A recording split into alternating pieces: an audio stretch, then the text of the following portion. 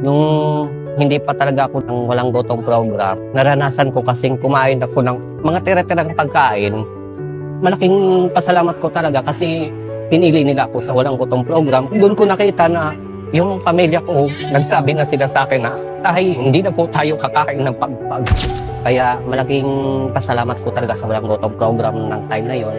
Yun, totoo po, kala ko kasi sa TV lang yun mapapanood, pero naranasan ko sa sarili ko na pati pamilya ko, kumakain kami ng mga tira-tirang pagkain. Katulad po sa tinatawag ng mga pagpag, yun po talaga.